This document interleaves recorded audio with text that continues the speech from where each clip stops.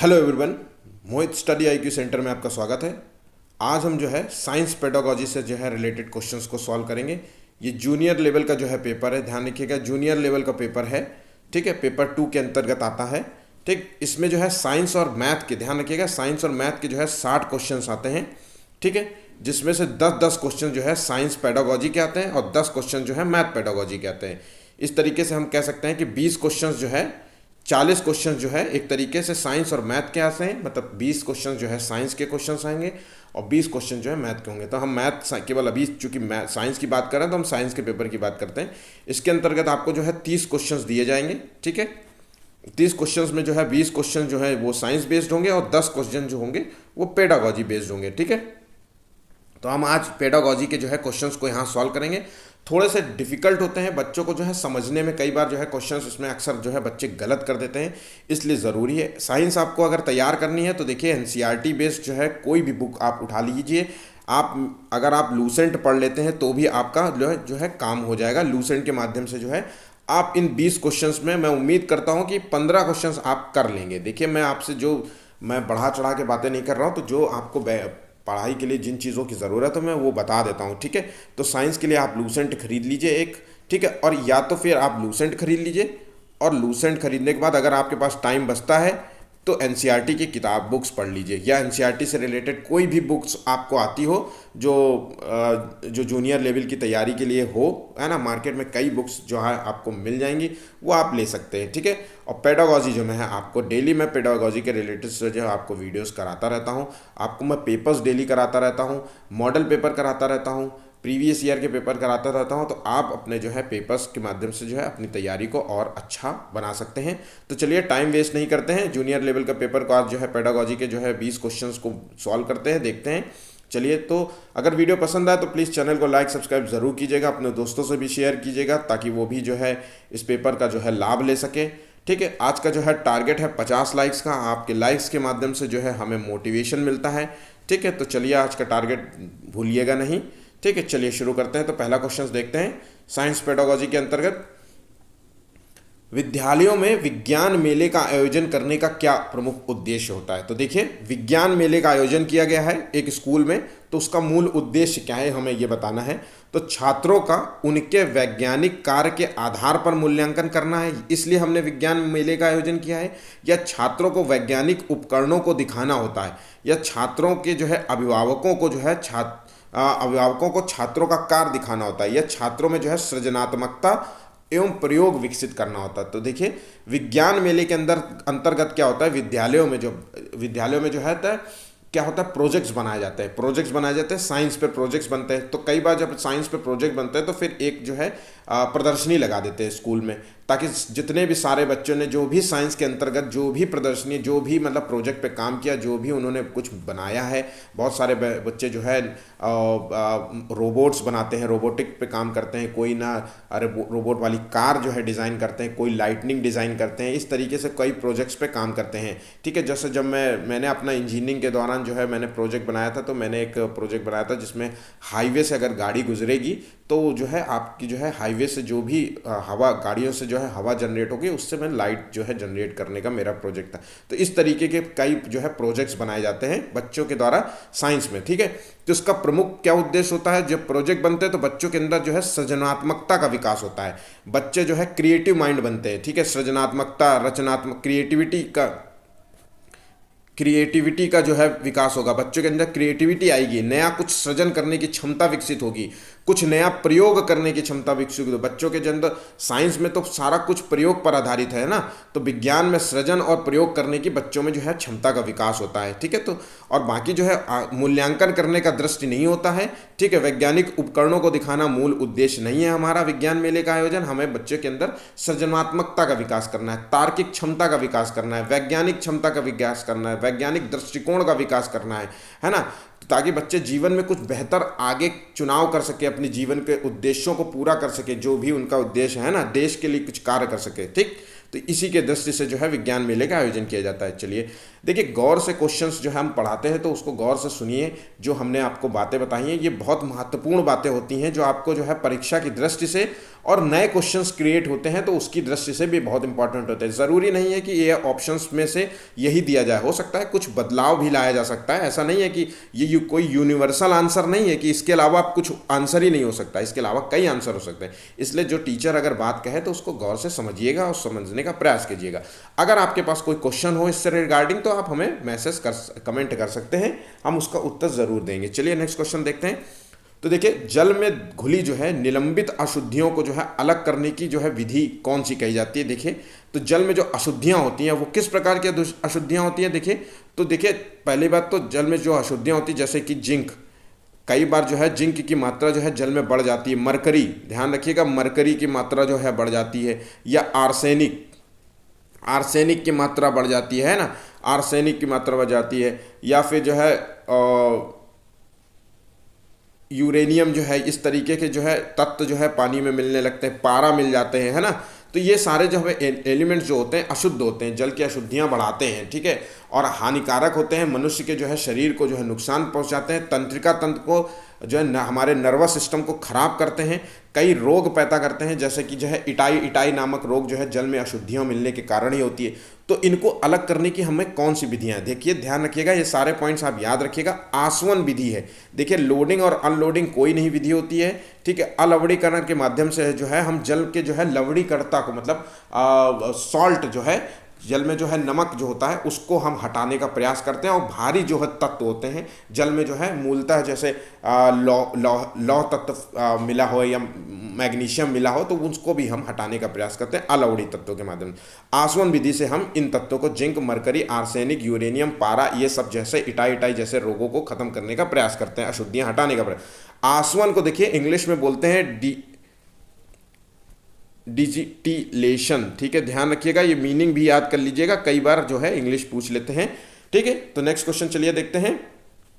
निम्नलिखित में से कौन सा कथन सत्य है। देखिए, हमें इस टाइप के क्वेश्चंस जो है गौर से ध्यान से पढ़ना है कि हमें सत्य पूछा है कि असत्य पूछा है कि कौन सा जो है हमें फैक्ट्स मोस्ट इंपॉर्टेंट महत्वपूर्ण तथ्य पूछा है। तो ध्यान रखिए, विज्ञान के नियम जो है अंतिम रूप से स्वीकार्य नहीं है या फिर विज्ञान में अनुमान और अटकलों का स्थान होता है। तो देखिए सोचिए इसका आंसर क्या होगा। तो हाँ देखिए, ये दोनों ही सही हैं, ध्यान रखिएगा। विज्ञान जो है अंतिम रूप से स्वीकार नहीं होता। देखिए, जब भी विज्ञान के अंदर जो नियमों को लाते हैं, जो भी हम बनाते हैं या नियम लाते हैं, वो अंतिम रूप से सत्य नहीं होता, ऐसा नहीं होता। उसमें जो हमेशा नियमों में, देखिए हमेशा आप जानते हैं कि नियमों में जो है सुधार की ज़रूरत होती है। हम हमेशा नियमों में हमेशा सुधार होता रहता है। जब भी कोई टेक्नोलॉजी आती है हमेशा उसमें सुधार होता है। देखिए, आज 10 साल पहले कैसी टेक्नोलॉजी थी, आज हम जिन मोबाइल्स का इस्तेमाल करते हैं 10 साल पहले उस मोबाइल्स में क्या था, आज नए मोबाइल्स किस तरीके का काम करते हैं, है ना। उनमें जो भी चीज़ें यूज़ की जाती हैं आज जो है डिफरेंट तरीके से यूज़ की जाती है, पहले डिफरेंट तरीके से था। तो नियमों में जो है हम सुधार अक्सर करते रहते हैं विज्ञान के तहत, ठीक है। नई खोजों को जो है हम नई खोजों के माध्यम से जो है विज्ञान में जो है बदलाव लाते रहते हैं। विज्ञान में अनुमान और अटकलों का स्थान, देखिए सारा विज्ञान जो है वैज्ञानिक दृष्टिकोण पूरा इन नियमों पर चलता है और अनुमान पर चलता है। आप जब भी कोई खोज करते हैं तो इसी अनुमान पे करते हैं कि जो आपकी एक तार्किक सोच होती है कि आप सोचते हैं कि एक मुझे ऐसी चीज़ बनानी है जो मतलब मेरी आवाज़ को रिकॉर्ड कर सके। अब ये अनुमान पर आधारित है, आपने ये ऐसा कुछ सोचा है, अब आप इस पे काम करने का कोशिश करते हैं, है ना। ऐसे नियमों को प्रस्तुत करते हैं, ऐसे अनुमान, ऐसे आइडियाज़ लाते हैं, ठीक है, ऐसे अटकलों को जो है स्थान देते हैं कि जो आपको लगता है ये सत्य कैसे हो सकता है। देखिए, जीवन में कोई अगर आप आज से 500 साल पहले, 1000 साल पहले, 500 साल पहले अगर आपसे कोई कहता कि एक जो है हजारों किलोमीटर दूर से जो है आप एक ऐसा यंत्र होगा जिस बिना तार के आप उससे बात कर सकेंगे बिल्कुल साफ आवाज़ में, यहाँ तक कि 1000 किलोमीटर दूर बैठा व्यक्ति को भी आप साक्षात जो है सामने से देख सकते हैं, एक कोने से दूसरे कोने पे बैठे देख सकते हैं बिना तारों के माध्यम से, तो कोई भी मानेगा नहीं कि मोबाइल जैसी चीज़ कोई डेवलप हो सकती है, कैमरा जैसा कोई चीज़ डेवलप हो जाती है जो है हमारे सामने जो है जो भी हम देख पा रहे हैं उसकी फ़ोटो क्लिक कर सकती है। सारी चीज़ें अनुमान पर आधारित होती है, अटकलों पर आधारित होती है। जब बन जाती है तो ये अपने आप में जो है एक विज्ञान हो जाती है, एक नियम बन जाता है, ठीक है। तो ये इसका आंसर दोनों ही सत्य हैं, ध्यान रखिएगा।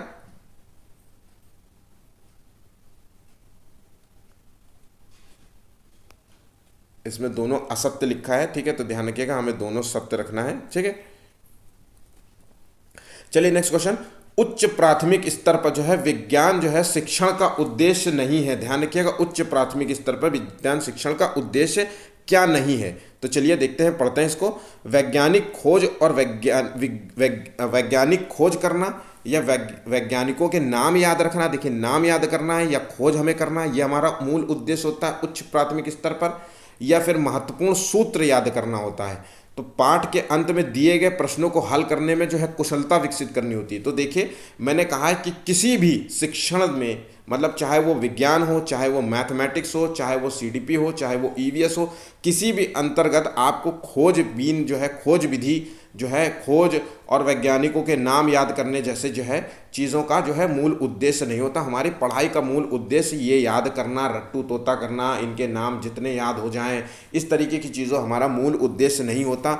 हमारा मूल उद्देश्य सूत्रों को याद करना नहीं होता, उनके तथ्यों को याद करना नहीं होता, बल्कि हमारा मूल उद्देश्य होता है उनके तथ्यों को जानना, उसके नियमों को समझना कि क्या है, इसका फॉर्मूला क्या है, कैसे ये सॉल्यूशन होगा, मतलब उसके जो जो जो प्रोसेस हैं वो सारे प्रोसेस देखिए आप याद करते हैं। मान लीजिए आपने क्वेश्चन यहाँ से शुरू किया, उसके बाद तीसरा छोड़ करके चौथा, क्योंकि आपने रटा है, आपको प्रोसेस बाय प्रोसेस हो सकता है कि थर्ड पॉइंट जो है, थर्ड लेयर पे, थर्ड लेवल पे आपको जो है कुछ चीज़ें भूल गई, आप चौथे पे शामिल होकर के पांचवें पे आंसर निकाल देंगे, तो वो चीज़ सही नहीं है, ठीक है।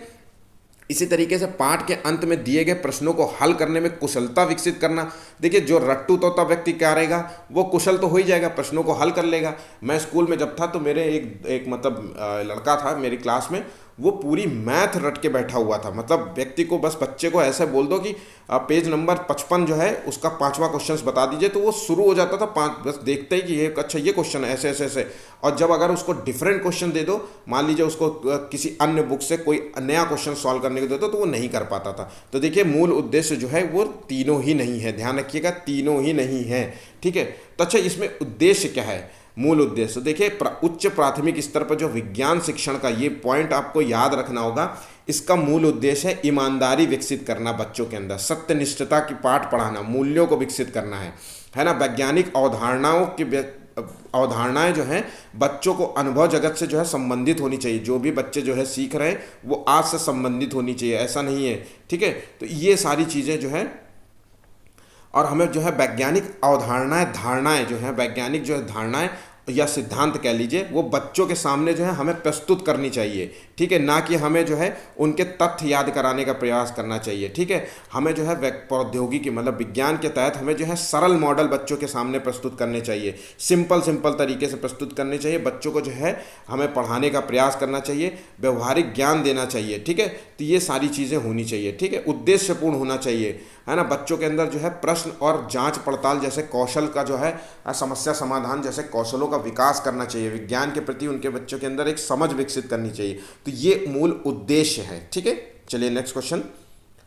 निम्नलिखित में से जो है किसके द्वारा किसी छात्र की वैज्ञानिक प्रवृत्ति का पता चलता है। देखिए तो हमें किसके द्वारा हमें पता चलता है, तो देखिए पक्षपाती राय, अगर कोई व्यक्ति से हमने पूछा तो मान लीजिए कि 2 राय हमने दी हैं, ठीक है, 2 व्यक्ति खड़े हैं और 2 राय हैं, ठीक है। तो आप ना एक तरफ झुक जाते हैं, चाहे वो सही हो चाहे ना हो, तो पक्षपाती राय या व्यापक सोच या तर्क संगत विचार या तथ्य जो है परक सोच। देखिए तो इसका क्या कौन सा होना चाहिए आपको, तो देखिए वैज्ञानिक दृष्टिकोण का पता चलता है आपकी सोच से, आपका व्यापक सोच, आपकी सोच कितनी बड़ी है, कितनी अच्छी है सोच, है ना, आपकी वैज्ञानिक दृष्टिकोण उस सोच के प्रति कैसा है ना। व्यापक सोच से आपको पता चलता है कि आप मतलब विज्ञान को पढ़ना चाहते हैं, समझना चाहते हैं कि नहीं समझना चाहते हैं, है ना, उनके छुपे नियमों को जानना चाहते हैं कि नहीं, रट्टू तोता तो नहीं होना चाहते, है ना, पूरी अवधि मतलब तरीके को समझना चाहते हैं कि विज्ञान में क्या है।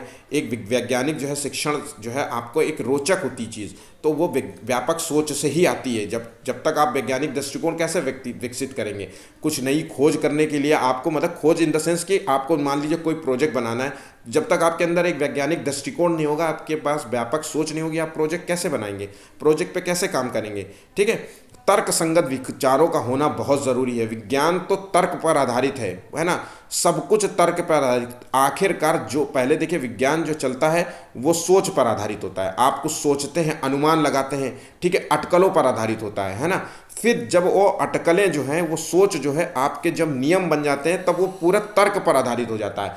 उनको हम, उन अटकलों को हम तर्क के माध्यम से जो है समझा सकते हैं, नियमों के माध्यम से हम समझा सकते हैं, है ना। अगर मुझे न्यूटन का थर्ड लॉ समझाना है, फर्स्ट लॉ समझाना है, तो हम समझाएंगे कि कैसे क्या होता है और इसके माध्यम से हम क्या क्या कर सकते हैं, ये सारी चीज़ें। और फिर हम उसको प्रैक्टिकल, उसको जो है थ्योरी को प्रैक्टिकल करेंगे, और जब वो प्रैक्टिकल प्रूव हो जाएगा तब हमें पता चलेगा कि हमने एक वैज्ञानिक जो है नियमों को बना दिया है, हमारा एक फॉर्मूला तैयार हो चुका है, ठीक है। तो इसी को कहते हैं। बाकी जो है बाकी गलत है। इसका आंसर 2 और 3 है सही, ठीक है।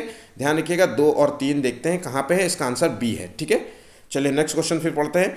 प्राथमिक स्तर पर जो है विषय वस्तु का जो है सर्वोच्च मापदंड कौन सा है। देखिए सर्वोच्च मापदंड कौन सा है, तो ये परिवार है, और ये है परिवार है, स्कूल है, शिक्षक है, या छात्र है। तो देखिए हमें आंसर देना है प्राथमिक स्तर पर। तो प्राथमिक स्तर पर जो है विषय वस्तु का जो है सर्वोच्च मापदंड होना चाहिए, वो छात्र होना चाहिए। ध्यान रखिएगा, हमें छात्रों के अंदर जो है प्राथमिक स्तर पे जो है वैज्ञानिक दृष्टिकोण विकसित करना है बच्चों के अंदर, है ना। बच्चों में जो है परिवेश के प्रति जिज्ञासा उत्पन्न करना है, मतलब विज्ञान के प्रति जो है जिज्ञासा उत्पन्न करना है। इसे जो है खोजी और हाथ में करने वाले कार्यकलाप जो है उनको करवाने के लिए, मतलब उनको खोज विधि के द्वारा या हाथों से काम कराना चाहिए, है ना। उसके लिए प्रोत्साहित करना चाहिए। ध्यान रखना, है ना। ये सारी चीज़ें, जैसे कि विज्ञान के प्रति जो है उनको अनुमान लगाने के लिए कहना चाहिए, मापन विकसित करने के लिए कहना चाहिए, कुछ जो है नए डिज़ाइन विकसित करने के लिए कहना चाहिए। कुछ भी नया निर्माण करने का मतलब है, डिज़ाइन का मतलब है कोई भी फॉर्मूला हो, या कोई फॉर्मूला इन द सेंस कुछ आप जो भी पहले बना हुआ हो उसी को डिज़ाइन बनाने के लिए कहना चाहिए, कुछ न्यू बनाने के लिए कहना चाहिए, है ना। ठीक है, ये सारी चीज़ें बच्चों के अंदर मोस्ट इंपॉर्टेंट है। विज्ञान के प्रति नैतिक मूल्यों का होना बहुत ज़रूरी है। क्यों होना चाहिए? अब कल को मान लीजिए आपको पता है कि इसके नियम, इसको बनाने से जो है हम बम बना देंगे, ठीक है, बॉम्ब बना देंगे। तो बॉम्ब हमने यही तो होता है कि विज्ञान जो है, विज्ञान में हमने जब बॉम्ब बनाया तो वो नैतिक नियमों के आधार पर नहीं बनाया। हमने तो ये सोच के बताया कि हम अपना प्रोटेक्शन करेंगे, हम दूसरों को नुकसान पहुंचाएंगे, इस आधार पर। तो नैतिक नियमों का होना बहुत ज़रूरी है विज्ञान के दृष्टिकोण रखते हुए, है ना। ठीक, चलिए नेक्स्ट क्वेश्चन पढ़ते हैं फिर। उच्च प्राथमिक स्तर पर जो है, ध्यान रखिएगा, उच्च प्राथमिक स्तर पर विज्ञान शिक्षण में जो है हम अधिक जो है बल कक्षा की जो है पढ़ाई को स्कूल के बाहरी जीवन से जोड़ने पर दिया जाता है, ठीक है। तो ये अनुशंसा किस आधार पे है? तो देखिए, राष्ट्रीय पाठ्यक्रम की रूपरेखा 2005 या 2000 या 1998 या 1975। तो देखिए सभी को पता होगा, राष्ट्रीय पाठ्यक्रम की रूपरेखा 2005 के अनुसार है ये, ठीक है। इसके अनुसार जो है कुछ जो है जिम्मेदारियां सौंपी गई थी जो है वैज्ञानिक दृष्टिकोण बनाने के लिए। तो देखिए, संज्ञानात्मक विकास विकसित करना हमारा प्रमुख लक्ष्य है इसके अंतर्गत, है ना। सामाजिक उद्यम की तरह विज्ञान को जो है हम एक सामाजिक उद्यम की तरह देख सकते हैं, इसमें कहा गया था, ठीक है। तो ध्यान रखिएगा, खुद को एक स्थानीय और वैश्विक परिवेश से हमें जोड़ना है विज्ञान के माध्यम से जो है, ठीक है। हमें एक जिज्ञासा पैदा करनी है बच्चों में, ईमानदारी पैदा करनी है, सत्यनिष्ठा की भावना पैदा करनी है, सहयोग की भावना पैदा करनी है, ठीक है। ध्यान रखिएगा, ये सारे पॉइंट्स जो है हमें अंधविश्वास से मुक्ति दिलानी है, ठीक है, भय से मुक्ति दिलानी है। तो ये कुछ पॉइंट्स रखे गए थे ये 2005 के नियमों में विज्ञान की दृष्टि से, ठीक। चलिए नेक्स्ट क्वेश्चन देखते हैं। उच्च प्राथमिक स्तर पर जो है विज्ञान जो है शिक्षण का उद्देश्य होना चाहिए। देखिए, उच्च प्राथमिक स्तर पर जो है हमें तो वैज्ञानिक जो है साक्षरता प्राप्त करना, या प्रश्न पूछने के जो है कौशल विकसित करना, या जांच पड़ताल कौशल का जो है विकास करना, ये प्रमुख उद्देश्य होना चाहिए। देखिए, तो देखिए इसका है वैज्ञानिक हमें साक्षरता प्राप्त करना, ये प्रमुख उद्देश्य है। प्रश्न पूछने का व्यक्ति में जो है कौशल विकसित करना। देखिए, प्रश्न पूछने से बच्चे का जो है तार्किकता का विकास होता है। जब प्रश्न तो तार्किकता का विकास होता है, प्रश्न तभी पूछेगा जब क्वेश्चंस को जो है नियमों को, चीज़ों को समझेगा, और जब समझेगा तभी तो प्रश्न पूछेगा। तो इसके अंदर बच्चे के अंदर एक बेहतर सोच का विकास होता है, ध्यान लगाने की क्षमता का विकास होता है। जब वो क्वेश्चंस को पढ़ेगा, नियमों को जानेगा, क्लासरूम में जो भी पढ़ाया जा रहा है उसको समझेगा, सोचने का प्रयास करेगा, है ना। एक जो है संज्ञानात्मक बच्चे का जो है डेवलपमेंट होता है ना। और एक तरीके से जो है एक मानसिक जो है अपने आप जो है मतलब काल्पनिक चीज़ों पे सोचने का प्रयास करता है इस तरीके से, ठीक है। जांच पड़ताल कौशल का विकास करना। अब जांच पड़ताल का मतलब है कि समस्या समाधान करना आना चाहिए, है ना। अगर कोई क्वेश्चन पूछा गया है या कोई क्वेरीज है तो उसके अंदर वो है जो है नियमों को समझ में आना चाहिए। मान लीजिए कि मैंने ना कोई चीज़ पूछी, कोई चीज़ बताई, है ना। वैज्ञानिक नियमों की दृष्टि से मैंने कहा कि भैया ये फ़ोन कैसा चलता है, ये या फिर हम कह दें कि ये कार कैसी चलती है, या पेट्रोल क्या होता है, पेट्रोल में ईंधन क्या होता है। तो इस चीज़ के बारे में बच्चों को पता होना चाहिए, और ये तभी पता होगा जब उसके बारे में नियमों को समझता होगा, है ना। कुछ चीज़ें उसके जांच पड़ताल पर आधारित होगा, है ना। वो चीज़ों को जानने का प्रयास करेगा, फिर उस जानने के नियम में जो है उसी चीज़ों को समस्या भी समाधान भी करेगा, ठीक है। तो ये सारी चीज़ें हैं इस पर आधारित, ठीक है। नेक्स्ट क्वेश्चन देखते हैं। निम्नलिखित में से कौन सी जो है वैधता प्रेक्षण जो है कौशल के विकास में जो है प्रभावशाली होती है। तो देखिए, प्रक्रिया वैधता, नैतिक वैधता, संज्ञात्मक जो है वैधता, परिवेशीय वैधता। तो सही जवाब है इसका प्रक्रिया वैधता है, ठीक है। प्रक्रिया के माध्यम से ही जो है हम किसी चीज़ को हम प्राप्त कर सकते हैं। चलिए नेक्स्ट क्वेश्चन देखते हैं। निम्नलिखित में से कौन सा जो है कथन वैज्ञानिक ज्ञान को जो है परिलक्षित नहीं करता है। ध्यान रखिएगा, वैज्ञानिक ज्ञान को जो है परिलक्षित नहीं करता है इसमें, ठीक है। तो देखिए, ये सिद्धांत आधारित है इसलिए नहीं करता, ये कल्पना शक्ति और सृजनात्मकता का आधारित है, अनुमान अटकलों पर आधारित है, उपरोक्त सभी जो है परिलक्षित करते हैं। तो देखिए इसका सही जवाब है। ध्यान रखिएगा, मैंने अभी कहा कि वैज्ञानिक दृष्टिकोण जो है ये सिद्धांत पर आधारित होते हैं, ये कल्पना शक्ति पर आधारित होते हैं। फिर कल्पना शक्ति के माध्यम से हम कुछ नया बनाने का प्रयास करते हैं, ठीक है। जब बन जाता है तो वही वैज्ञानिक नियम कहलाते हैं, ठीक है। ये अनुमान और अटकलों पर आधारित होते हैं, इनका प्रमुख स्थान होता है। तो ध्यान रखिएगा, ये सभी परिलक्षित करते हैं, इसमें से कोई भी असत्य नहीं है, ये सभी सत्य हैं। ध्यान रखिएगा, ये सभी सत्य हैं, ठीक है। ध्यान रखिएगा। चलिए नेक्स्ट पॉइंट देखते हैं। फिर एनसीएफ जो है राष्ट्रीय शिक्षा नीति के जो है, ध्यान रखिएगा, जो है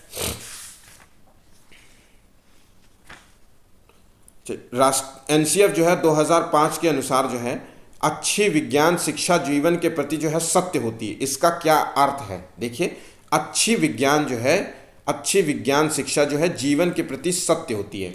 तो देखिए इसका क्या है अर्थ, मीनिंगफुल। तो विज्ञान बालक को कार्य की दुनिया में प्रवेश हेतु जो है तैयार करें, ठीक है। और विज्ञान को जो है अर्थपूर्ण ढंग से व्यवस्थित करने का प्रयास करें, या सक्षम करने का जो है सक्षम हो, ठीक है। यह विज्ञान जो है बालक को वैज्ञानिक ज्ञान अर्जित करने की प्रक्रियाओं को जो है सीखने लायक बनाए, ठीक। यह विज्ञान जो है आसान जीवन व्यतीत करने में सहायक हो। आसान का मतलब है कि इसलिए ज़रूरी है विज्ञान क्योंकि नई चीज़ें हम डेवलप करते हैं। जैसे कार हमने डेवलप कर ली, अब हम एक जगह से दूसरी जगह आसानी से जा सकते हैं। या आजकल जो है बहुत सारी चीज़ें, खाना जो है इलेक्ट्रिक गैस में पक रहा है ना। तो ये सारी चीज़ें हम जो है डेवलप कर रहे हैं, इसलिए ये ज़रूरी है। तो देखिए इसमें ज़रूरी है कि विज्ञान जो है बालक को कार्य की दुनिया में जो है प्रवेश हेतु तैयार करना है। हमें बच्चों में जो है वैज्ञानिक दृष्टिकोण इसलिए तैयार करना है ताकि जो है वो जीवन में आगे बढ़ सके, है ना, उसकी उपयोगिता को समझ सके, है ना। बच्चों को जो है हमें विज्ञान पढ़ाना इसलिए है कि वो पूर्वाग्रहित होने से बच सके, ठीक है। वैज्ञानिक दृष्टिकोण जिसके अंदर होता है वो पूर्वाग्रहित, वो जो है तकियानुसी बातें, बेकार पुरानी जो है बातों पे जो है अमल नहीं करता, वो तार्किक सोच पे होता है, ठीक है। तो हमारे जीवन में विज्ञान का महत्व तो यही है कि विज्ञान जो है बच्चों के अंदर जागरूकता पैदा करता है, विवेक का जो है विकास करता है, मानव कल्याण के लिए ध्यान रखिए कार्य करता है, ठीक है। जितना भी वैज्ञानिक आप देखिए, आज के जितना भी आप जो भी आप अपनी आसपास अपना जो भी देखते हैं चीज़ें, फ़ोन हो, स्पीकर हो, या चीज़ें जो भी आपके घर में जितनी भी चीज़ें हैं आपको, है ना, जो विज्ञान से रिलेटेड हैं, सभी चीज़ें आपको आसपास जो है विज्ञान के ही जो है संबंध में दिखेंगी। तो इसका क्यों है? क्योंकि जो है इसका जो है जीवन में आपको मानव कल्याण के लिए सब कार्य किया गया है, इसीलिए, है ना। तो विज्ञान जो है व्यवहारिक है, प्राचीन काल से जो है ये आपको जो है सुविधाएं प्रोवाइड कर रहा है, ठीक है। विज्ञान ने जो है सांस्कृतिक निर्माण और जो है सांस्कृतिक धरोहर की रक्षा की है शुरुआत से, ठीक है।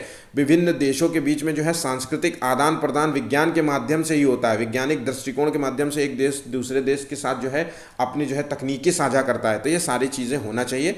ये तभी हो सकता है जब विज्ञान बालक को कार्य की दुनिया में प्रवेश करने के लिए तैयार करें हम, ठीक है। चलिए नेक्स्ट क्वेश्चन देखते हैं। निम्नलिखित में से जो है कौन सा जो है वैज्ञानिक दृष्टिकोण का गुण नहीं है? ध्यान रखिएगा, वैज्ञानिक दृष्टिकोण का गुण नहीं है। खुला मस्तिष्क, या मतलब बहुत ज़्यादा हाईफाई, मतलब जो भी मन में आए वो सोच लिया, है ना, या अधिक सीखने की उत्सुकता, ठीक, या फिर समस्याओं के प्रति जो है व्यवहार में जो है वस्तुनिष्ठता, तो देखिए कठिन कार्य। तो देखिए वैज्ञानिक दृष्टिकोण का जो मूल उद्देश्य नहीं है वो है कठिन कार्य। वैज्ञानिक, देखिए वैज्ञानिक के लिए जो है एक ज़रूरी है कि वो खुला मस्तिष्क हो। ऐसा नहीं होना चाहिए कि वो पुरानी चीज़ों में बंधा हुआ हो, है ना। ऐसा कुछ जैसे कुछ कार्य करते हुए कह दे कि सर ये तो मैं कर नहीं सकता क्योंकि आज बृहस्पतिवार है और बृहस्पतिवार को मैं ये सारे कार्य करता नहीं उस तरीके से। लोहा सर मैं खरीदूंगा नहीं क्योंकि आज सर विज्ञान आपका जरूर मतलब आज जो है विज्ञान के तहत जो है आपका टेस्ट ज़रूर है, मतलब कोई जो है खोजबीन जरूर करना है, लेकिन सर आज मैं तो लोहा छूता ही नहीं हूँ शनिवार के दिन। तो ये सारी चीज़ें, अधिक सीखने की उत्सुकता वैज्ञानिक एक दृष्टिकोण का प्रमुख लक्षण होता है। ठीक है, प्रमुख लक्षण होता है, ध्यान रखिएगा।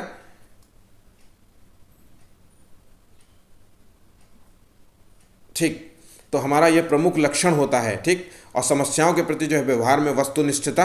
ठीक है, तो वस्तुनिष्ठता का मतलब है कि समस्या जब आए, वैज्ञानिक दृष्टिकोण वाला व्यक्ति जो होता है हमेशा जब भी कोई समस्या आती है तो उसके कई जो है ऑप्शंस प्रोवाइड करता है। ए ऑप्शंस, बी ऑप्शंस, सी ऑप्शंस, डी ऑप्शंस। अगर ए ना फिट बैठे तो बी फिट बैठा लो, बी ना फिट बैठे तो सी बैठा लो, सी ना फिट बैठे तो डी बैठा लो, है ना। कोई ना कोई तो आंसर मैच करेगा ही करेगा। तो समस्याओं के प्रति जो है व्यवहार में वस्तुनिष्ठता होती है वैज्ञानिक दृष्टिकोण वाले व्यक्ति के पास। ठीक है, नेक्स्ट क्वेश्चन देखते हैं।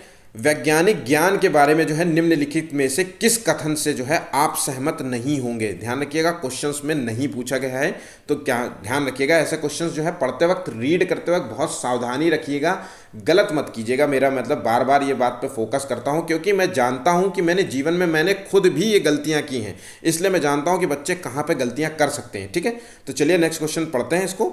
वैज्ञानिक जो है ज्ञान निरपेक्ष, निश्चित और शाश्वत होता है ना, मतलब उसको गलत नहीं किया जा सकता, ये होता है।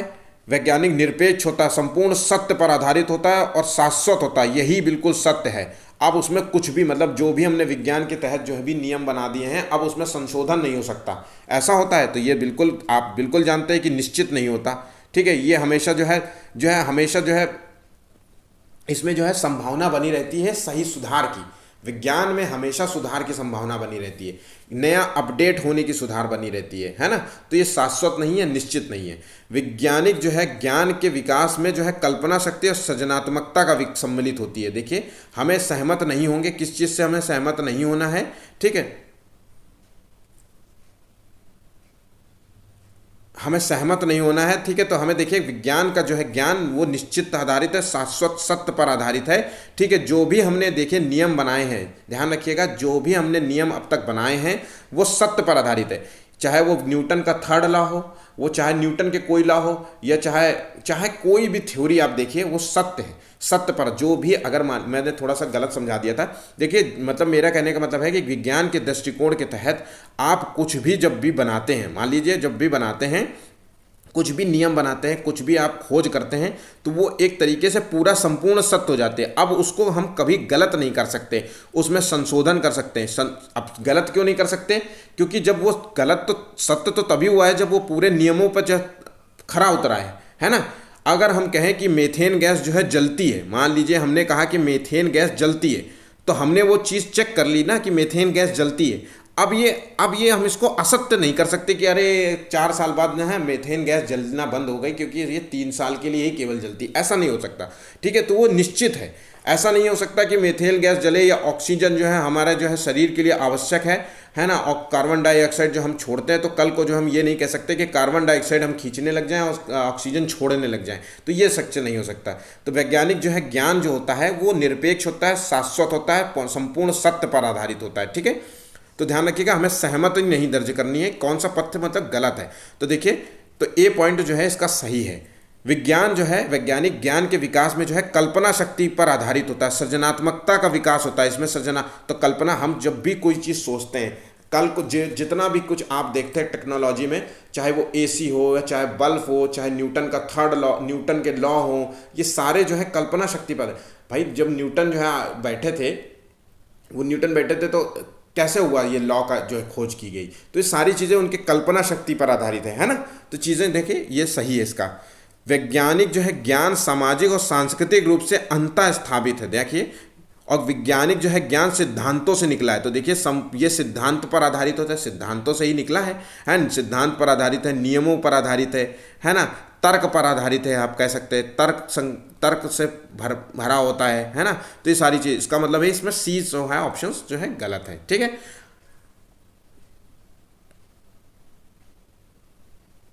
नेक्स्ट क्वेश्चन चलिए।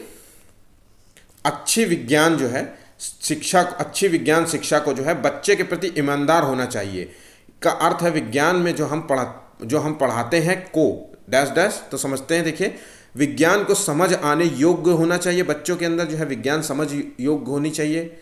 ठीक है, विज्ञान को सीखने की प्रक्रिया के कौशलों में शामिल करना चाहिए, या बच्चों के जो है परिवेश से जुड़ा होना चाहिए, या विज्ञान की जो है विषय वस्तु के जो है सार्थक पक्षों को जो है संप्रेषित किया जाना चाहिए। देखिए इसका सही जवाब क्या है।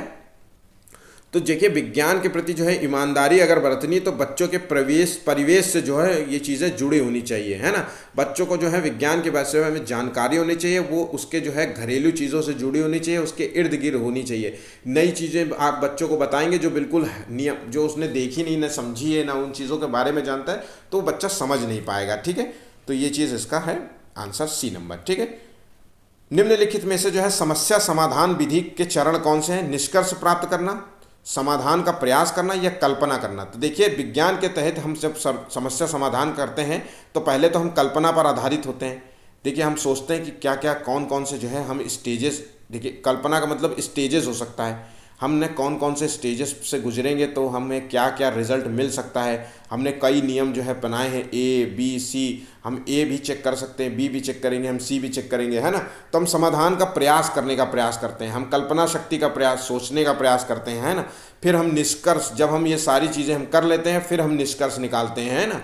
ठीक, तो इसके तीनों ही ऑप्शन जो है सही हैं, ध्यान रखिएगा तीनों ही ऑप्शन इसके सही हैं। ठीक, नेक्स्ट पॉइंट चलिए। कोई शिक्षक जो है कोई शिक्षक जो है पादपों के विषय में, पेड़ पौधों के विषय में जो है पढ़ाना चाहता है तो उसके लिए सबसे उपयुक्त कौन सी विधि है? देखिए सबसे सिंपल क्वेश्चन होगा ये अब तक का। वाद विवाद विधि, व्याख्यान विधि, क्षेत्र भ्रमण विधि और परीक्षण विधि। तो देखिए हम सबको पता है कि अगर हमें कोई भी चीज़ के बारे में हमें जानना है तो हम जो है क्षेत्र भ्रमण, अगर पेड़ पौधों के बारे में जानना है तो हम क्षेत्र भ्रमण के माध्यम से जो है बच्चों के अंदर जो है पेड़ पौधों के बारे में जानकारी दे सकते हैं, है ना। हम गार्डन में लेके जाएंगे बच्चों को, गार्डन में लेके जाएंगे, पेड़ पौधे दिखाएंगे, है ना, पेड़ पौधे कैसे बढ़ते हैं, डेली उनको जो है विजिट करेंगे, वो हर डेली देखेंगे कि पेड़ पौधे के जो है क्या क्या होता है, उनको किन किन चीज़ों की ज़रूरत पड़ती है। उनकी ज़रूरत है पानी है, उनकी ज़रूरत है खाद है ना। अगर अगल बगल घास उगाए तो उसको हटाना, हमें घास को हटाना ज़रूरी है क्योंकि वो जो है खरपतवार होते हैं, ये ख़राब कर देते हैं, घास हटाना ज़रूरी है ना। तो ये सारी चीज़ें हैं, ये सारी चीज़ें वो जानता है क्षेत्र भ्रमण के माध्यम से, ये सारी चीज़ों को सीखने का प्रयास करता है। ठीक है, जब सामने से देखेगा तो चीज़ें जल्दी सीखता है बच्चा और लंबे समय तक सीखता रहता है ना। आप ऐसे पेपर में पढ़ाएंगे तो चीज़ें जो है उतनी आसानी से बच्चों को समझ में नहीं आएंगी। ठीक है, और जब आप क्षेत्र भ्रमण कराएंगे, उसको गार्डन में लेके जाएंगे, उसको विजिट कराएंगे कहीं पे भी, है ना, तो वो चीज़ें जल्दी से सीखने का प्रयास करेगा, जल्दी से सीख जाएगा। ठीक है, नेक्स्ट क्वेश्चन देखते हैं। कभी कभी शिक्षार्थियों को जो है विज्ञान संबंधी अवधारणाओं से जुड़ी वैकल्पिक जो है अवधारणा होती है। देखिए कभी कभी जो होती है ना, हमें जब हम चीज़ें होती है ना तो हमारे पास जो है वैकल्पिक अवधारणा भी होती है, हम उसके विषय में जो है कुछ जानते हैं, है ना, हल्का फुल्का कुछ जानते हैं, उससे जो है रिलेटेड जो है कुछ तो हम जानते हैं, तो वो हमें क्या करना चाहिए एज अ टीचर? देखिए उसके विचारों को जो है उपेक्षा करनी चाहिए, या विभिन्न गतिविधियों के माध्यम से उसके विचारों पर जो है पुनः विचार करने में जो है शिक्षार्थियों की मदद करनी चाहिए। ठीक है, या अवैज्ञानिक विचारों के लिए शिक्षार्थियों का जो है मदद नहीं करनी चाहिए, या फिर जो है हम मान लेना चाहिए कि ये अवैज्ञानिक विचार हैं और हमें इसकी मदद नहीं करनी है, या शिक्षार्थियों को बताएं कि उसके जो है विचार गलत हैं और उसे सही विचार पढ़ाएं। तो देखिए ये तो पूर्णतः गलत हो जाता है। अवैज्ञानिक विचारों के लिए जो है उसको मदद नहीं करनी चाहिए या मान्यता नहीं देनी चाहिए, ये भी गलत हो जाता है। ठीक है, तो उसके विचारों का जो है उपेक्षा करनी चाहिए, ये भी गलत है। तो इसका सही जवाब है बी नंबर, ध्यान रखिएगा बी नंबर है। ठीक है, उसकी हमें जो है मदद करनी चाहिए, वैकल्पिक जो है अवधारणाएं जो भी बच्चे ने जान रखी है ना, हम उसके अपने विचारों के माध्यम से जो है उसकी मदद करेंगे। ठीक है, आज के लिए जो इतना ही।